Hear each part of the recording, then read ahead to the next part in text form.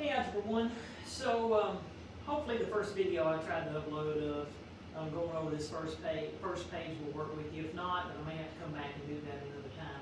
So right now, locate this page. You had it from before spring break. If you're not able to locate that page, I had asked you to do the front of it, but hold off until after spring break and we'd do the back side where those word problems were. You can go to your Google Classroom, the paper copy. I've uploaded a copy of it there, and you're welcome to make a copy yourself. You can always come to school and ask for it. Just request it from someone, let us know what we can do to help you. But anyway, I'm going to go ahead and scroll through and get to the word problems on the back side of that page. Right there. And we're asked on this to write an equation to model each of the following problems and solve it. Here's the good thing, you get to use the method of your choice. So this will be a good opportunity to see which methods, whether it's factoring, taking the square root, completing the square, using the quadratic formula, which one of those would work best for us. And sometimes you want to use one over another. So right now, let's just go ahead and get started. It tells us that the area of a triangle is 10 square meters, and the height is 1 meter longer than its base. And we're asked to find the length and the base and height, or what are the lengths of the base and height of the triangle. So one of the first things you might want to do is just kind of give a drawing that seems to create connections in our mind. We'll go ahead and just draw. We don't really know what kind of triangle it is. It could be equilateral, right, isosceles, scaling, we just don't know. But we know we have a base and a height, and it tells us that the height, here's our relationship statement that we talk about, the height is 1 meter longer than its base. So whatever this height is, it's 1 meter longer than the base. So let's just write that down. We want to find the base first. X would represent the base, and then the height is 1 more than that. So x plus 1 would represent the height. All right. One of the other things we're told right away is that we know the area. The area is 10 square meters. So I'm just going to draw an arrow there to say the area is 10 square meters, or meters to the second power. They're banking on an understanding here that we probably already know the area formula for a triangle. Y'all Google everything else though. If for some reason you don't know the area formula for a triangle, you could always look that up through online resources. But I'll be your online resource today. And area of a triangle is simply 1/2 the base times the height.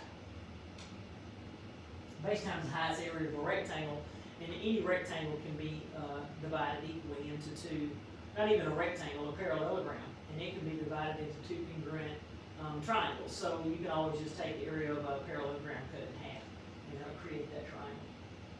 And so I'm going to go ahead and just substitute in the values I know. We know the area is 10, so I'll put that here. The half is just part of the formula, so I'll drag it down. And the base we're referring to as x. And the height is x plus 1. Now, since it's not just a variable by itself, we'll protect it with a set of parentheses, and we'll need to do that here. You might see it already, but that's the distributive property going on right there. And so we'll probably want to go ahead and do that. We'll grab this right here. And we'll distribute that. And you can turn this 1/2 into 0.5. If you like, there are not a lot of students that do that. And so you may feel more comfortable with that. And so I'm going to go ahead and do that right here. I'm just going to swap out the fractional 1/2 for its decimal equivalent of decimal 5. And now we're going to distribute this 1/2 x times x, and then the 1/2 x times 1. When we do that, now of course I'm about out of vertical space here. I think I've got space for one more line. I'm going to squeeze it in here. This 10 will just pull down. Right now we're just working on the right-hand side to simplify its appearance. So we have 0.5x times x, and the x's times themselves will square. So I'll have 0.5x squared. And then anything times 1 will just be itself. And it's positive, so I'll write plus 0.5x. And then I'm going to just draw an arrow visibly to say, hey, I'm out of space, we're going to go to this other side. And so I need to get, I really need to get this a value to 1/2. So one of the things that we can do right here is just multiply everything by 2. And I might could have done that at an earlier stage, to get rid of that decimal value for our x squared. But you guys, we can handle that right here. As a matter of fact, how about I just say everything's getting times by 2, and that's going to get rid of this weird coefficient in front of our x squared, 0.5. You double a half, you'll get a whole. So that's going to make 2 of those would be 20 is equal to, and then 2 of those just makes the x squared. And then 2 of these just makes 1x, so plus x. Now that's looking a whole lot more normal. And right here is where you get to decide, well, what method do we want to take? Probably the one we've had the most practice with, the one we're most familiar with is taking, or by factoring it. And so we can definitely do that. Let's just minus the 20 from both sides to get us in position to do that. And so we have 0 equals x squared plus x minus 20. And now we're ready to factor this dude. So 0 equals, let me get some blue ink here. X squared comes from x and x. And the factors of 20 could either, of course, be 1 times 20, 2 times 10, or 5 times 4.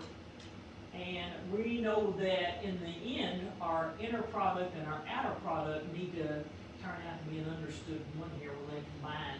Now this is a negative 20, so one's going to be positive, one's going to be negative. So that I know when my inner and outer products try to combine, one's going to be negative, one will be positive, so they're going to have a fight. Only one of these sets will fight to one whole. Those will fight down to 19, that'll fight down to 8. But 5 and 4 can fight or offset one another and have one left over. So that's what we're going to do. And we want our positives to win this fight. So I want my bigger pile to be positive. So I'll say plus with the 5, minus with the 4. Alright, so when we get ready, oops, I don't want green. When I get ready to actually solve this, I know that if something times something equals 0, then one of these somethings is 0. For x plus 5 to be equal to 0, our x would have to be a negative 5. For this x minus 4 to be 0, this x would have to be 4. 4 minus 4 would be 0, so x would have to be 4. So it's one or the other would be our solution. But when we apply these two roots to this real world situation where we have a triangle, we know it's not possible to have an x, which is our base. I can't have a negative length, that's not realistic. And so even though mathematically this works out, it's not a realistic solution. So I know that this is what I have to work with. But just like any word problem, remember, what I coach you is don't find x and go, woohoo, I'm done. You have to actually apply that back and say, now, does this answer the question? Well, that only answers part of it. I found x, so I know the base, the x is the base, so I know that x is 4. For what? Well, we're measuring in meters here, since our area was in square meters, then this is a meter, it's 4 meters. But now we know the height. We were also asked to find the lengths of the base and the height, so I'm not done until I found the height as well. It's one more than that, and so it's 5 meters. Now we have our final answer. So don't ever just find x and stop. Not in a word problem. You gotta keep on going. All right, let's keep right on moving. I want to try to make this video go a little